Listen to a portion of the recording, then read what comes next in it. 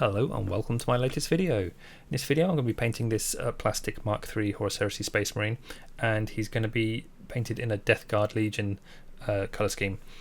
Now I'm not going to be using an airbrush or anything like that for him. The techniques are going to be very simple, but while at the same time giving you the option to sort of push it a little bit further if you want him to look, a bit more fancy. But I mean, it's a general tabletop kind of standard, but just maybe pushed a little bit further if you wanted to.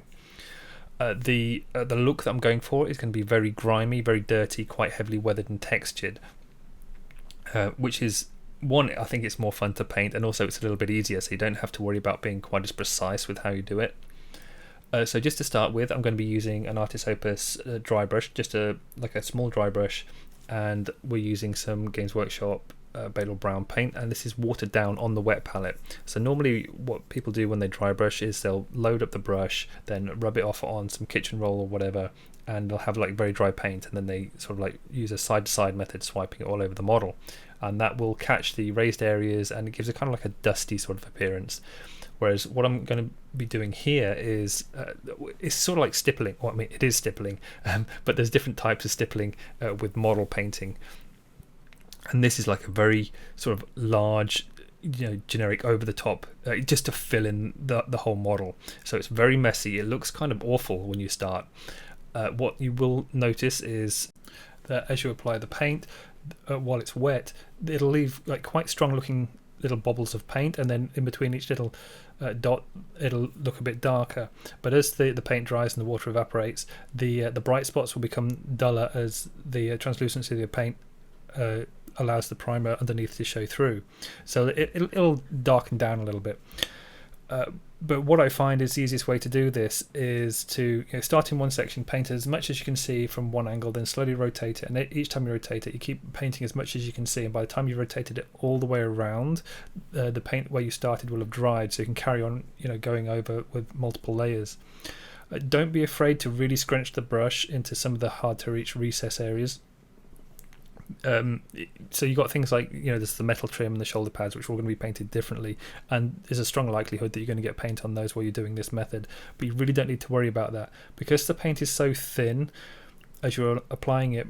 When you paint over those sections again, when you paint over the metal sections and the shoulder pads, you won't actually notice any of the paint build-up, whereas if you're using traditional sort of dry brushing with thicker paint, that texture would still be kind of visible when you apply additional paint layers over the top of it. But when using this method, that's not the case because, as I said, the paint is very thin, so just painting over the top of it kind of like hides it completely.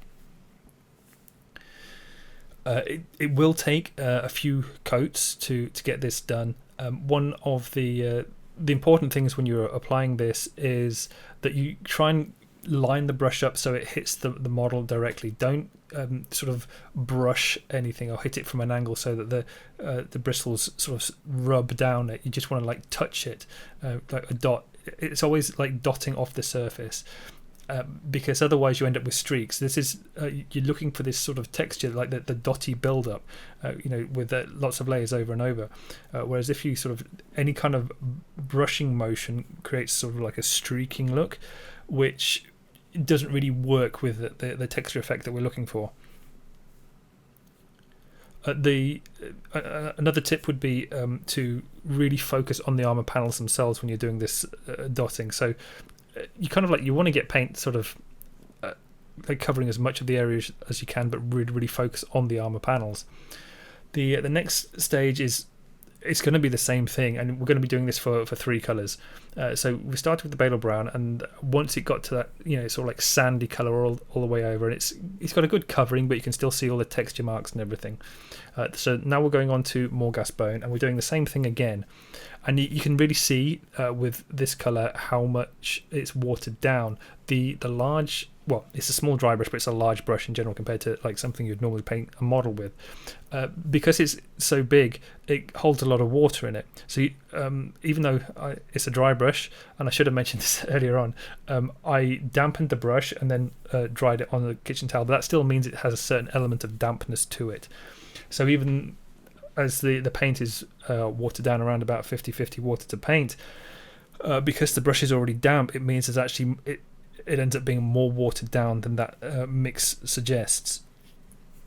So the paint is really quite thin as it's getting applied onto the model, but as you're working with the Morghast bone, you just, so I said, you're doing the same thing over and over, but you're focusing more on the highlight points. You still want to cover most of the Balor brown, and really it's more about leaving the areas that are closer to being in shadow. But even then, because we're going up to another highlight stage after this, it won't hurt too much if you get some of those recessed areas, as long as you can still see a certain element of the Balor brown showing through, because that will keep the warm element.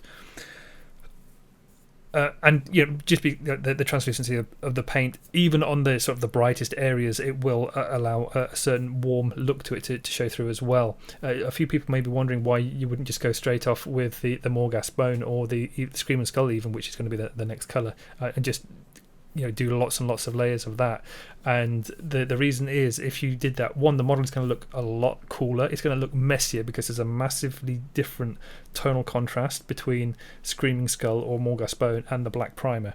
So it's so big that it looks really, really messy, whereas the Balor brown, because it's a darker colour, it's not such a big tonal jump, so it sort of like softens the transition between the layers. It's kind of like layered painting, really. If you're just doing, say, simple edge highlighting, you start with a slightly darker color and then you add, more white or whatever for each successive layer. It's kind of like you're doing the same thing, but just in a very large scale here. So this is now the, as I said, the Screaming Skull, and again, same thing, but you're being a little bit more delicate with how you apply it and where you place it. I'm looking mainly for the upwards facing curves now. So sections that are sort of, lower curve facing, like facing more towards the floor, they might catch the odd bit of paint, but I'm not too worried about covering them. It's just I'm trying to build up the layers so that the upwards facing sections look a bit more opaque, a lot lighter, and it still looks awful, I understand, but all of that will be fixed with the washes. And also painting the trim actually makes a huge difference, because a lot of the messiness that you actually see, it's not so much on the armor panels, it's actually on the bits where the paint's caught areas that don't want to be painted with the armor panel colors. So the final little piece of highlighting on the armor at this stage is going to be white. So I'm using P3 Morrow White. It's just my favourite kind of white, but you can use whatever white paint you want. I do find that the P3 Morrow White is a little bit smoother maybe than some of the other paints, but like you can get like the same effect with whichever white you want to use, really. The main thing to take away from this is very heavily watered down. So this is around about 4 parts water to 1 part paint, and I'm actually using a size 3 Artis Opus brush. This is like a short fat brush, so you don't have to use this brush, but a larger brush helps. And all I'm doing is kind of like a stippling effect, but because it's so thinned down, it kind of works like a glaze as well. So it's leaving a very large soft mark. Don't overload the brush. It is kind of like glazing, really, but you with the stippling effect, you're still kind of helping to show the texture still be there, even on the brightest highlight parts on the model. The reason we're going up to white, and if you've seen the final photo of this, and hopefully you will have, because that was the photo on the thumbnail as well, when you look at the model there, the armor doesn't look white, but because we're going to be covering it in some contrast paint, that's going to knock all of the colors really far back. So and not only will it knock them back, but it brings them closer together in tone, in brightness. So it won't be quite as dark in the darkest areas, and it won't be as bright in the lightest areas. So that's why we're taking it up to white, because the white areas are still going to be quite dull by the time we're finished. Whereas if you don't take it up to white, it's going to be really dull, and it's almost going to look one color if you do, if you don't put those bright highlights on. So that's all of the armor panel done. That's the sort of like the fun, messy part. Now it's going to be more fun and not quite as messy, but not far off. So this is the Rhinox hide chipping section, and I'm using sponge chipping for this. Now, if you've seen some of the other videos I've done, I do tend to paint all my chips and scratches and things by hand, just using a size 00 brush. It does take a lot longer though, but you do have complete control over how you do it. This is a much quicker method, and there are quite a few benefits to doing this, but one of the negatives is that if you do the same sort of like movements over and over again with the sponge, it'll do like a clone stamp, like it's sort of like copy paste, and the same chipping pattern will appear all over the armor. So it's quite important that you rotate the model, not just like left and right all the way around, but like up and down. Try and rotate the sponge a little bit as well. When you're putting paint on the sponge, make sure you don't apply too much, but if you just look at the top of the screen there, you can see that I have some kitchen roll. So what will happen is when you see the sponge go off here onto the wet palette, I'll dab that in there. That's around 50-50 water to paint on the Rhinox hide. Then I dab the sponge onto the kitchen roll, so you just saw that there. So that takes the excess of the paint off. And then you can start dabbing it, but be very gentle, because if you push too hard, you'll have some very large marks, and they can look a bit kind of like wrong or out of scale. And that's the other danger, is if you put too much paint on the brush. So that on the sponge, sorry. So that's obviously why I mentioned putting it onto the kitchen roll. But if you don't do that, so it might not look like there's much paint on the sponge when you first put it in the paint, but the thing is, because the sponge is so sort of it has a lot of space within the sponge, it can suck up a lot of paint. So the paint will go inside the sponge, and when you touch the model, the surface tension of the paint will sort of like pull the paint out, and you can end up like with a massive splodge of paint on the model if you haven't taken the excess off and like dabbed it off on the kitchen roll. So also, while you are applying the chips to the model, try and pay attention to how you're doing it, so you don't have complete control with how the chips are going to appear on the model like you would if you were painting them on by hand, but you do have a certain element of control, obviously, because you're choosing where to place the sponge. So try and focus on making sure that the edges of armor panels and things get more chipping, because the hard edges means more friction when they rub against something, and those will naturally get rubbed off. But also, because of the type of armor it is, and especially with the Death Guard, this is sort of like a heavier armor designed for, I think it's designed for tunnel fighting and things like that, but it's very much for facing the enemy head on, and you're going to get a lot of damage to the front of your armor. So if you wanted, you could go really heavy with all the weathering on the front, and it'll look extra grimdark. And I'm very tempted to actually do another Marine going really over the top with the weathering, just to see what it looks like. But of course, once you're finished with all the sponge work, you can still go in like I am here, using the brush just to add a few scratches. Don't try and do scratches with the sponge. I know it sounds a bit dumb, but like you could sort of brush the things on with the sponge, but it won't leave like a clean mark. It'll look very sort of smeared rather than hard lined. So try and avoid that. It's the same actual issue as when we're doing the stippling onto the armor with the bone colors. You want to try and make it so that it touches the armor panel face on. Don't kind of like try and smear it in from an angle or whatever, because it just will make a nasty looking mark. But yeah, so you can, if you want, this is more like, this is going to take a lot of extra time, obviously, if you want to use the brush on there just to do all this extra work, but it can just elevate it a little bit, adding those few extra details like the scratches and things, and just tidying a few areas up. So onto the shoulder pad here, I'm using Vallejo heavy black green, and so this is quite a nice colour, one because it's quite a dark green as well, so it's very easy to paint that over the top of black.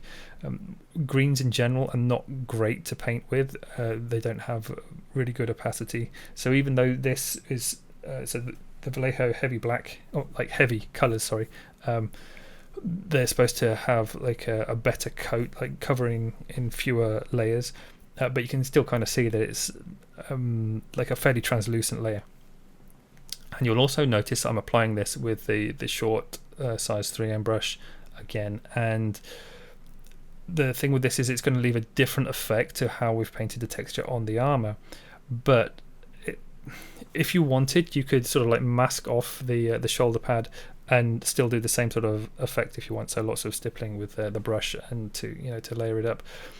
But you can kind of get a very similar effect with using a paintbrush like this, and it's kind of it's not that dissimilar in speed, I don't think, with how to do it. The thing to pay attention to is to try and make sure that you're getting like this sort of squiggly, scratchy, textured effect on there. And normally if I was doing this, I'd probably do it with a size 00 brush, but that will take a lot longer. And again, this is a tabletop sort of painted model, and this brush does have like a sharp tip on it anyway. The only thing is with using a smaller, like thinner brush, is that you can push a bit harder, like you can go really quickly and it's still going to make a small mark. Where with something like this, it's fine if you're just using the very tip of the brush, but if you just push a slight bit harder, it makes a much larger mark, and that's obvious because the brush is so much larger with the additional pressure that you apply to it. But that does mean that you can very quickly fill in the area using those slightly harder presses of the brush, and then go back and then just at the edges or whatever, putting the little scratchy marks with the tip of the brush. You just have to be a little bit more controlled with how you do it. And all I'm doing is painting, so I'm keeping the lower part of the shoulder pad dark, and then as I layer up with the three colours, so if you look at the top of the wet palette there, you can see on the left it's the heavy black green, and then I've added ice yellow to in greater amounts to the next two colours along. And you're just doing the same thing over and over. What you might find is by the time you get to the third green highlight, this looks a lot lighter than the base heavy black green colour, and it looks maybe too big of a jump in terms of brightness. So all you have to do is go back and use the middle green and go over it again, and even though like you go over the whole area of highlight that you've painted in, but because of the translucency of the paint, the highlight color will still show through underneath, so it will still look lighter, but then you'll end up with like a softer transition going from the highlight down to the shadow at the bottom of the shoulder pad. Probably the hardest thing to get right is to make sure the texture is fine enough. There's no reason that if you're struggling with a large brush to make the textures work on there, just because it's, you have to be very delicate with the touch just to make the little squiggle marks. You could do all the heavy work with a larger brush just because it's quicker, and then go back and use a finer brush just to paint in a few scratches and things like that. Also, when you're painting in all the texture marks, you're looking for little gaps and things in the armor, so then if you want, you can take some of the highlight color, paint the lower section, so you can just see there I just picked out like a little dent in the front of the shoulder pad. If you just paint the lower section of that, it'll give it like a 3D effect, so it actually looks like a dent in the armor. So now that we've done both the shoulder pads, it's time to paint the trim. The trim is going to make a huge difference for just making the model look a lot neater at this stage. The colour that I'm using is Pro Acryl Light Bronze Metallic. I just thought I'd give this a test, so I haven't used this colour before, and it works pretty well. I'm fairly happy with the result. It is like a light colour. Ideally, I suppose like maybe a slightly warmer colour would work, but because of the way that I put washes and things over the top of this, it doesn't matter too much. You could probably even do it with like a steel colour, or like maybe even sort of like a chrome colour if you wanted, like a very light or sort of silver colour, just because when you apply the washes like the Agrax Earthshade over the top, it knocks them back so much and adds that element of warmth to it that it will make it look all dirty and grimy anyway. So now I'm going to show you how to paint the plume on top. So I'm going to be using the same colours as I've just used on the armour, and then it's just going to be turned into stripes. One thing I would say though is, so I'm using the Morghast bone straight on top of this, and I mentioned earlier on to use the Balor brown first because that leaves a warmer colour. Now on this, so this is a very heavily textured area with all the fur effect on there.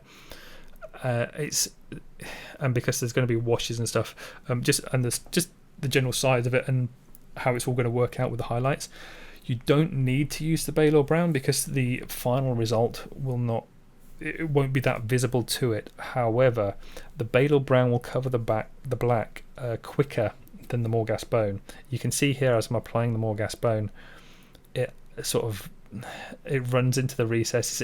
It's not too bad when it first goes on, but as it dries it becomes more translucent and the black primer shows through, so you do have to do 3 or 4 coats of this just to make it an opaque colour, and you do want a reasonably opaque finish to this. So I would recommend using the Balor Brown first, rather than like I've done it. But if you don't want to, it won't matter too much. But there you can see, like, I can't remember how many coats it was, but it was something like 3 or 4 anyway.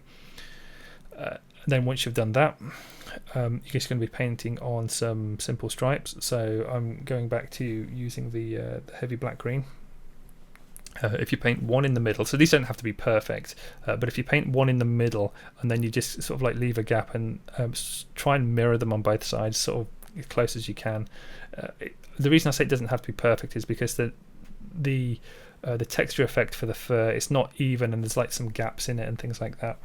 So there will be an element of it just looking at a bit kind of wonky, but don't worry too much about that anyway. Like with how kind of grimy and messy looking the model is, I don't think having or not having a perfectly spaced stripes on the plume is that important, as long as you try and make sure that they're sort of neatly done and you can see definite stripes. So if you get them too close together or whatever, then it is worth just going back in with the Morghast bone and like cutting into it a little bit and making it a bit neater. What you will find as well is, because it's a pale base coat that you're painting on top of, that the green will show up as extra bright and a bit pale in comparison to when you're painting onto the shoulder pad. And this is again a good indication of like the translucency of the colour. It just means you have to do multiple layers, so again it's going to be like 2 or 3 layers of green to get the nice solid opaque finish to it. But it does look a lot better if you can get like an opaque green on there. So once you've painted the front, paint the top, and then that means that when you turn it around to paint the back, you can line it up, because you'll be able to line it up with the top section as well, rather than painting the front then painting the back and then realizing that when you try and go to paint the top section, the stripes that you painted on don't line up and it looks a bit messy.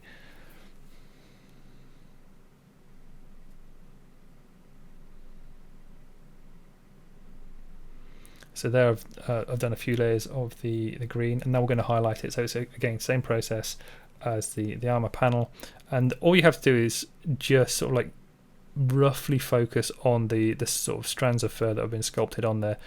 Don't worry too much about picking everyone out, it's really not worth it. But if you can just and maybe push a little bit harder so it fills in a lot of the area quickly.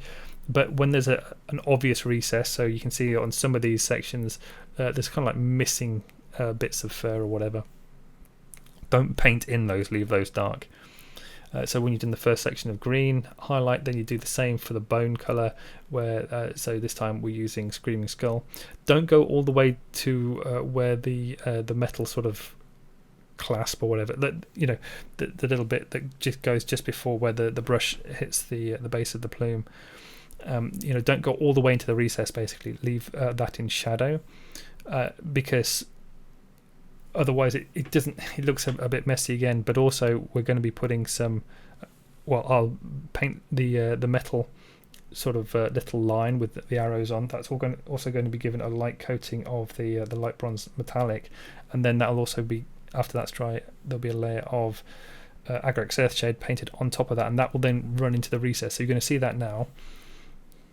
You can see I've already very, very roughly painted in the metallic line, and then I'm going over that, pushing over the edges so it goes into the recess and touches the actual plume itself. So again, this is Agrax Earthshade, and I'm just really sort of flooding the area. What will happen is that some of the this paint will go and touch the plume and will go into some of the recesses on it. That doesn't matter too much. It'll make them look a little bit grimy, and that's fine as well. Don't cover the whole plume, obviously, because then it'll just look horrible and messy. But a little bit of grime where the fur touches the metal is fine. And then just cover all of the metal trim on there with it. And what you should find is when it dries, that it becomes quite matte as well, so it'll be a matte metallic finish on it. I have seen that a few people have said that their Agrax Earthshade is becoming a bit glossy. It's not supposed to be. There is a gloss version, although I don't know if that's been cancelled or not, but there was a gloss version anyway. I know because I've got one. If your Agrax Earthshade is glossy, then there's probably something wrong with it. But once you've done that on the helmet, Also, while I was doing that, I actually quickly slapped on some of the transfers. I didn't bother showing you how to do that. I'm sure everyone knows how to do transfers now. I did these incredibly lazy and I skipped a few steps, so that's probably also another good reason why I didn't show you. But if you do want to put some transfers on the proper way, gloss the surface first, use some microset, pop that on the surface, put the transfer on top, and then a bit of microset on top of that as well, so the transfers hit from both sides by the microset. That'll eat away the film, and then just leave that to dry for a few hours, and it should set pretty well on the surface. So now this is the kind of important part for tying the whole model together, and I'm using my favorite Darkoath Flesh contrast paint, and that's mixed with 50-50 contrast medium. Don't be tempted to mix the contrast paint with water to do this effect, because if you mix water and you're going to destroy the contrast solution, the way it works, it runs into the recesses. Like the properties of it need it to be contrast. Whereas if you're adding water to it, you might as well have just used watered down paint, because it won't run into the recesses in the same way, and it just sort of like it'll pool like on areas that you don't want it to. So use a large brush as well. But so I've simplified this process. Like I've done this on a lot of models now, where I've covered the whole thing in the contrast, and I've used different methods where I've like added additional contrast medium while it's still wet and things. You don't need to worry about any of that. Just get the contrast medium with the contrast paint, the Darkoath Flesh, around about 50-50. Just cover the model, make sure there's no big obvious pools of it, leave it to dry. Then it'll end up looking like this. At this stage, you could pretty much leave it like this. I think it looks fine like this, but I'm just going to push it a little bit further. So also just a couple of other things that I've done.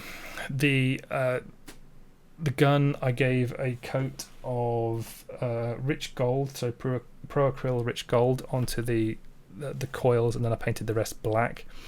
What I'm doing now is just going back over with the Screaming Skull, and this is watered down very heavily now. So this is around about 5 parts water to 1 part wet paint. If you look on the wet palette on the bottom right there, you can see, I think you can see quite clearly that it's very, very heavily watered down, because it looks very translucent. You can see the paper showing through underneath it. And you're just doing the same thing again as you did in the 4th stage of the armour. So this is just punching up the brightness a little bit, because this is so thin, the paint as you're applying it. It's not making a huge difference, but it just adds a little bit of highlight back after you've knocked everything down so much with the contrast wash. One thing I didn't do, so I mentioned the transfers. I quickly went over with some of the green, so there's a little bit of scratching and stuff on them. I do that slightly more later on as well, off camera. But what I didn't do when I did the transfers is I didn't put the gloss varnish on. So I didn't put the gloss varnish before I applied them, and I haven't put the gloss varnish after. You're supposed to put a layer of gloss varnish after your transfers have dried, and that'll sort of like hide any transitions between the transfer that have been left and the layer underneath, and then you give it a matte varnish on top of that just to kill the gloss. In this case I didn't do any of that. I just left the transfer after it dried, but the contrast wash over the top, because it is leaves a reasonably matte finish, it has a similar sort of effect, so it kind of like hides the shininess, so it blends in pretty well already. So even though I skipped all those steps, I think the transfers still blend in pretty well. It just makes it a lot quicker. You can also see I've been back with the green slightly, just to, in the same way that I did for the final highlight on the armour, I did the same thing with the green with the highlight there, just to put a few more scratches and things on there. So one final thing you can do on the chips on the armour, and this is purely if you want to push it a little bit further. This is a problem that I have, where I just like to paint all the chips when I paint them on. So as I mentioned, I like to paint all the chips on by hand, and then I go by and I highlight each chip by hand as well, and that's a stupid thing to do if you're painting a whole army. So in this case I'm just trying to do it just for the bigger ones, to give like a 3D effect on some of the scratches and the large chips, and just to elevate the model a little bit. So, and especially so I have a bit of fun with the painting as well, because painting on details and things is something that I enjoy, so it's not just a case of lots of washes and stippling and stuff like that. So now we're going to paint the head. The head, I've left it black. I can't remember why. I saw one in the I think in the promotional art, and I think it was a Death Guard with a black head.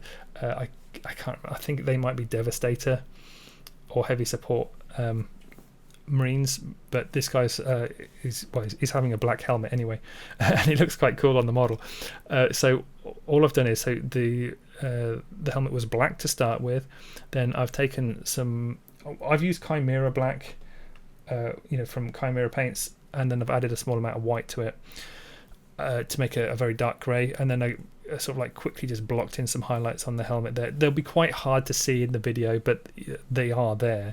And then I'm going to be doing the same thing again, so it's kind of like how the green armour, the green shoulder pads and then the bone armour was done, and it's just doing the same thing again for black. So I'm just adding white, like additional layers on top of it that are lighter each time, and doing them in a scratchy method. So I am going back to using my standard size 00 brush here, and it's kind of like you're focusing more towards the left hand side, because what you'll see when the helmet is placed on the model, it's tilted slightly to the side, so the lighting means that the left hand side catches a little bit more light. Don't leave the right hand side of the helmet completely black though. Do put some highlights in, but I think this stage of highlight is about as light as you need to go on the right hand side.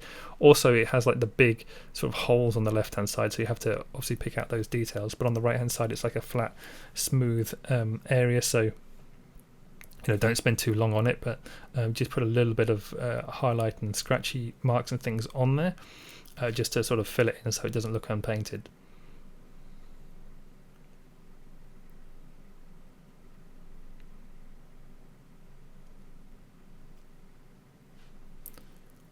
And what you can also do as well is, if you find that some of these marks that you're making, they look a little bit messy or whatever, just go back with some of the darker colour and blend it in. What I also find is if you leave some of the highlight colour on the brush, so basically don't wash it off in between layers, what will happen is as you apply the new paint to the model, some of the old paint will mix into it and it'll give like a sort of a halfway colour in between the two, or a transition colour in between the two, so that even though it's a bit of a big jump between how bright they are, it still sort of blends in and becomes a bit softer.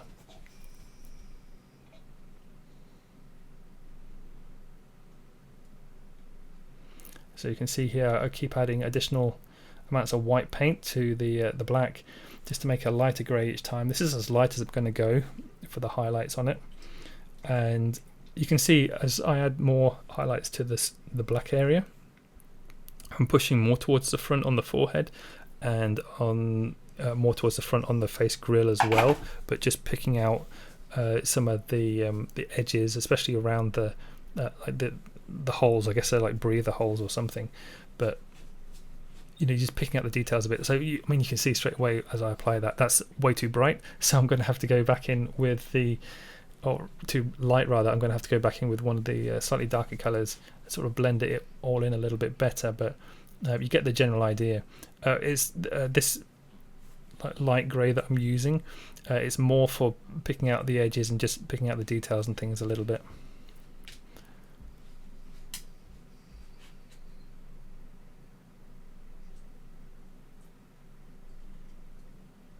So after you've done all this as well, you can actually paint some of the Agrax Earthshade on top of this, and that will also knock it down and make it a little bit sort of more grimy looking. Also, by the way, while you're painting the helmet, and I don't show this, but I use the same colour highlights for painting the little plasma pistol. It's just exactly the same process, same colours and things, going through the layers and doing a slightly sort of messy highlight stage to it. I do actually go back, because that looks kind of awful. I do actually go back after this. You can see I've just softened it all in and blended it a little bit better. So now we're going to paint in the eye, and I'm doing the eye as OSL, so it's going to have a nice glow to it. The other eye has a lens on it. I was going to paint that for the video, but it's a very small lens and you can't really see how I do it, so I didn't think it was worth showing. But especially because also the way that I paint the lens, it's just how Games Workshop paint all their lenses. So you'll have like a black circle, then you paint the lower right as a red, leaving the top left black, then a slightly lighter red on top of that, leaving a bit of the other red, then a line at the bottom right, and then a dot in the top left, and it just makes it look like a shiny gem or whatever. There's like a million tutorials on it for on YouTube that you can find for how to do it, but like I said, it was just too small to really show in the video. So what I'm doing here is I'm using Mephiston red and just I filled in the light, not the light, I mean the eye socket, and also some of the overspill, so that will be the glow. And now I'm going in with some Wildrider red.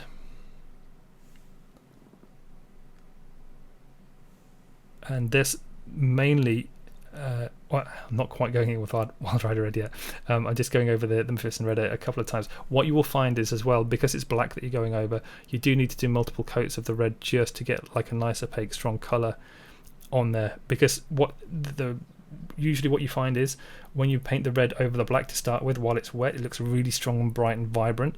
As soon as it dries, the translucency kicks in and you can see the black primer showing through, and it becomes a lot duller. So you have to do multiple layers to get an opaque finish with the red. Now we're going in with the Wildrider. And you can see all I'm doing is I'm not painting this on the outer section of the eye socket, just fill in the eye socket and also leave the recess where the eye touches the faceplate as well. You want to leave that as Mephiston red, so there's a little gap, and then an edge highlight on basically the eye socket edge. So you're painting the eye Wildrider red, the eye socket edge Wildrider red, but then everything else that you can see there is left as Mephiston red. And again, you'll probably need to do a couple of layers of this, although it does cover a little bit better, especially because the previous layer was Mephiston red, so this one will look as a stronger red colour quicker than the previous layers did.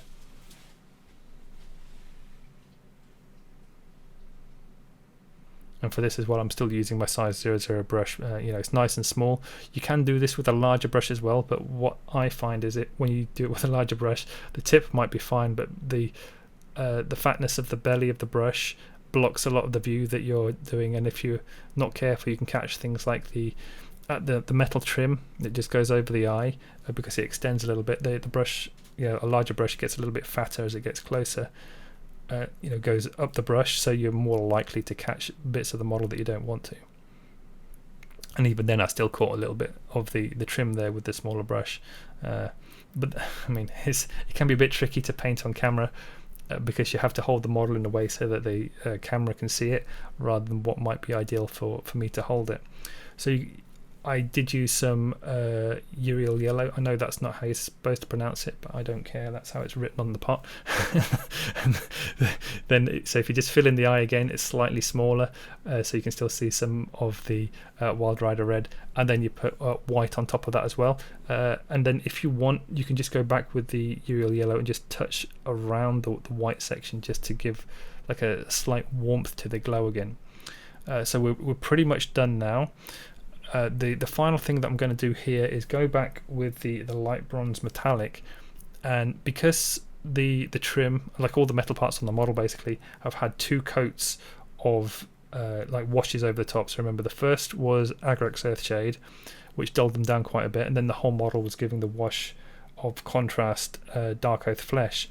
So the metals are now very dark and dirty looking, but if you want, you can go back with, like I said, the Pro Acryl light bronze metallic and just pick out a few of the sort of the bright curve highlights and maybe a couple of scratches and things if you want. Like you don't spend too long on it, but just pick out a few things like the curve on the front of the helmet, like the shoulder pad curve, maybe the backpack metal bits, just to provide a bit of shine and a bit of depth to the model. And the very, very final thing that I'm doing is I've gone back with the Agrax Earthshade again, and you can do as much as you want with this. Just be careful because you can mess up. Try not to go over any of the bright highlights. This is more for the mid and recess, like dark areas, but you can use the Agrax just to dull down things even more, knock back any sort of dirty sections on it. If you want to push like really deep recess and things like I did just there on the neck guard, just to pick out details and stuff like that. Again, this is just you don't need to do this, but it's just something that you can do if you want, just to add a little bit. And also using the same Agrax Earthshade, you can just paint in some very simple streaking effects. I haven't painted these. Usually I would have painted these as like rust streaks, but technically I don't think ceramite is supposed to be rusty, but this, so this isn't rust anyway, but like sometimes it looks cool having the orangey look to it, but so it's just like darker streaking things. Hopefully you can do them a little bit better than I did on the leg, but fortunately when I do the base, I had a bit of weathering powder in there, so it covers that over a little bit and doesn't make it look quite as strong. And there you go, there's the final effect. You can see what I was talking about with the lens on the eye. It's like a very small one, so it's, it wasn't going to be suitable for recording. But you can see also where I've gone in with the Agrax Earthshade. So I did a little bit more on the Power Fist, a little bit on the plume metal sections, so on either side, the darker sections too, and then made it brighter in the middle just to make that pop out. So like I was talking with the trim on the shoulders and stuff like that, just some nice areas to pick out a bit of shine here and there. And you can also see the Agrax Earthshade on the plume itself, how it's gone in the recesses and things. So you can. It's really handy just to sort of neaten up the model. And then for the base, all I did was glue some sand on and covered it in weathering powder and set it. So, like easy as you can possibly get as a base, but it works quite well. And this is how the rest of my army is done for basing anyway. So it all kind of fits in.